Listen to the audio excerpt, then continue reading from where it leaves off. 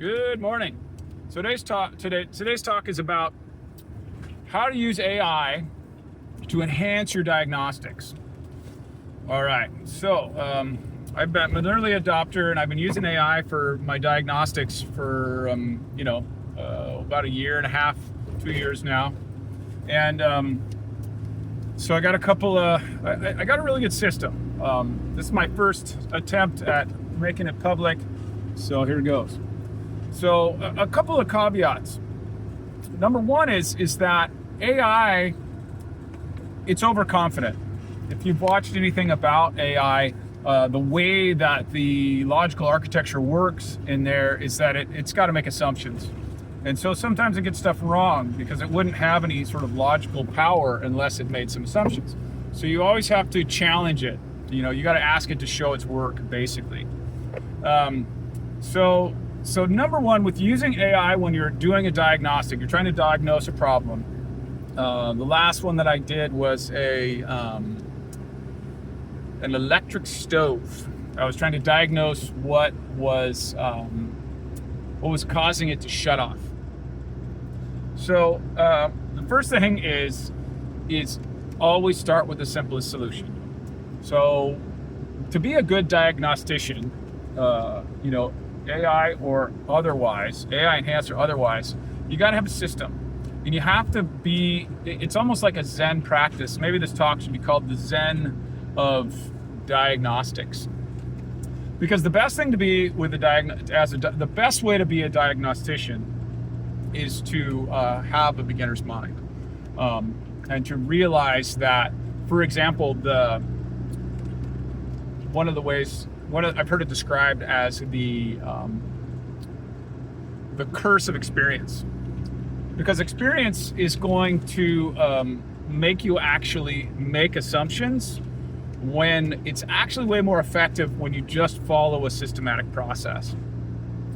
So, and it's interestingly enough, my client who I diagnosed the stove for. We were talking as I was doing the AI enhanced diagnostics. He was totally blown away. People are blown away when you do it right. It'll really, if you're in the business, it'll really take your diagnostics to a whole other level. So he was saying that in the hospital, he is a retired cardiologist.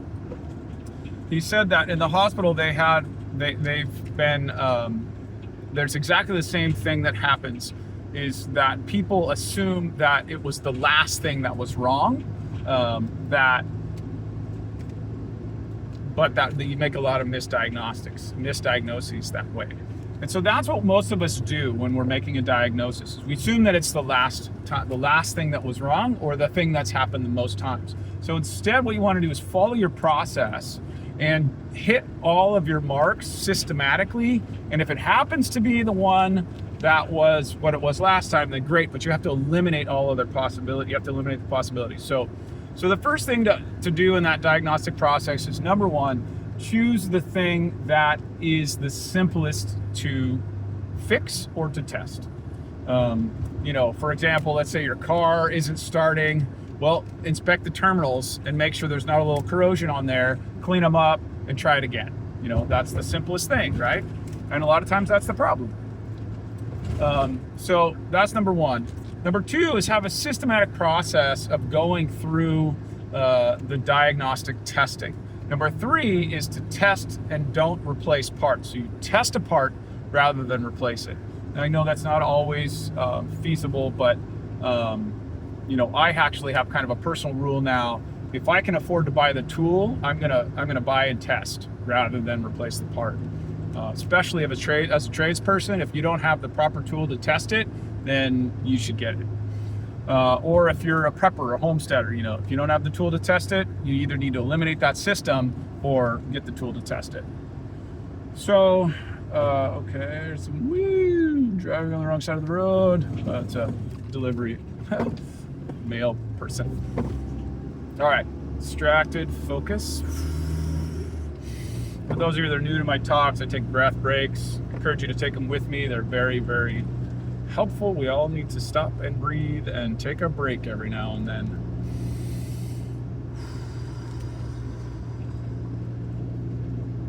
Start with the simplest, follow a system, watch out for the it's the last thing or the thing that has spent the most time bias. And then, so when you're going through, the next one I would say is, let's get into some more of the specific AI stuff. So when you're going through the process of working with AI, so for example, the simple stuff, let's say you're using ChatGPT and you gotta, let's just use the appliance example that I use. You can use this for a car, an appliance, or anything really. I took a picture of the model number and then it gave me its idea of what it was. And it actually thought it was a Samsung when it was a GE. So I had to challenge it and then correct it. So then we got the proper model number. And then you can ask AI to give you the highest probability problems. You know, just literally say this to ChatGPT. Say, please list the top 5 most probable reasons that this specific symptom is happening. So for example, in the oven case, what was happening was the oven was shutting off at around 325 degrees. So I said that, and then it gave me a probability. And if it doesn't give me a number, I'll go back and I'll say, please give me the number, the percentage attached to each of these top 5. So it'll give me a probability analysis. So then I'll systematically work through those 5. So the first one, for example, in this case was, I think a bad limiter switch, something like that. And so I test that, and then I asked it, what's the proper testing methodology and what ohms should it be on this particular unit? And so then I tested it. It tested out fine. And then I just kept moving down until, so for example, in this case, what it turned out to be was the cooling fan. So the cooling fan wasn't kicking on when the temperature said it was, when it was at the temperature range when it should kick on, and then it would shut off, the whole unit would overheat and it would shut off the unit. So that's an example of one that succeeded. Now, I also want to come back to these biases, because the thing about AI and using AI to enhance your diagnostics, it's only going to be as good as you are a diagnostician. So in being an excellent diagnostician, really, I want to break up this fallacy that being an excellent diagnostician means you have a lot of experience. It doesn't mean that at all. It means that you have a systematic process that you follow. And especially in the age of AI, you don't need a lot of experience. What you need is a very logical, very systematic process that you follow, and then you can damn near fix anything. Because the fuddy-duddy, meaningless statistics, you don't have to hold them in your brain. You can let AI hold those, and then you hold the process. And your job is to get out of your own way, get out of your own cognitive biases, and to check and see where you're making assumptions that are not going to work. So I would say, when it comes to experience, the master technician, the master diagnostician is one who really learns and to refine their process from all their mistakes. So for example, one of the previous AI enhanced diagnostics that I did was of a gas dryer, one that I personally had on site on my homestead. And so I asked that same thing, give me the top 5 probable reasons that this gas burner keeps igniting and going off. And it told me, one of the first things it told me was low gas pressure. But since it was a new system and a new tank and there wasn't any leaks, I discounted that as I just went into my preconceived biases that wasn't the problem. And then here's the lesson around that. The lesson around that is, since I bypassed that first simple solution, I knew better, it was part of my process, I didn't follow my own process, then I followed ChatGPT down the rabbit hole of all these other things, because it doesn't know to check you on your cognitive biases. You got to do that. Now, I've actually tried to train my own personal ChatGPT through personalized instructions to catch me on my biases, but it still doesn't work very well. You still have to do it yourself. Maybe in the future it'll be better doing that. So the lesson is that if you skip a step, it's not going to catch it. If you skip the most probable solution, it most likely it's going to give you the most probable solution. And if it seems off, so here's the other thing about working with AI when you're doing diagnostics. It's about your diagnostic skills. It's about your logical mind and your ability to step out of your emotions and your desire for the job to be complete or to get it done fast or to satisfy the client or whatever. You got to get outside of that and just really get zen about it. And when I say zen, I really mean like beginner's mind, no expectations. I'm going to actually see what's in front of me. Like get meditative about it. Get like Buddhist about it. You're just seeing reality as it is, not as you'd like it to be. And that's the hardest part. So it's almost like this talk should be called something like, how meditation makes diagnostics easier, because it's in our own expectations and in our own ego that we get in our own way. Especially with the tools of AI, the better you are at stepping out of your own biases and ego and expectations, the better you're going to be at doing damn near anything. So back to the gas dryer. When I was doing the gas dryer, what did I do?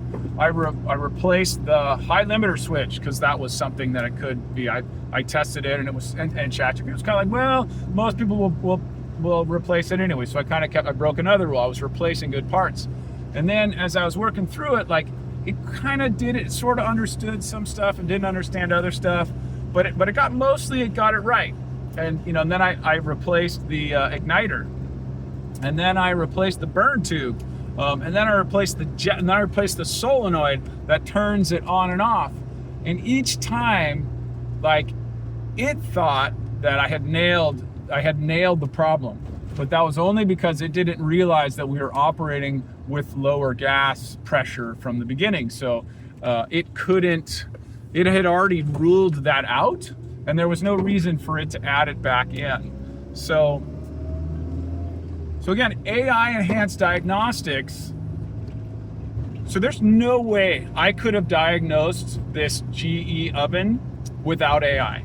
There's just no way. But since I followed my own system of the simplest things, probability analysis, I followed it systematically, and I watched out for my own biases, and I challenged it when something didn't seem right. It made me it shortened my timeline by, I don't know, 90%, and increased my accuracy by like 90%. But again, you got to go through that process of learning how to get out of your own way, get out of your own expectations, ego, biases, and you want to get humble. Humble yourself.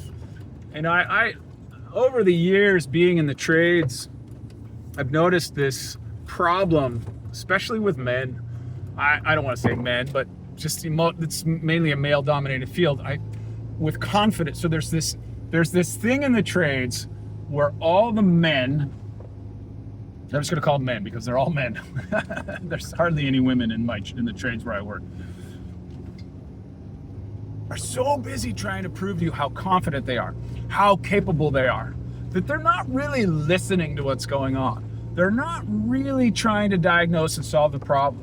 You'll find it at hardware stores and help desks, or there's all kinds of people, and they're the opposite of diagnosticians. All they're trying to do is kind of like make sure that their ego feels good.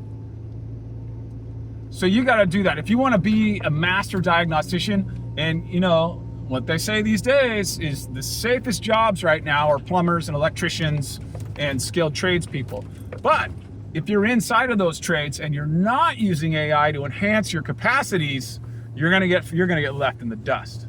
Because people like me are gonna go ahead and solve that problem 90% faster with 90% more accuracy.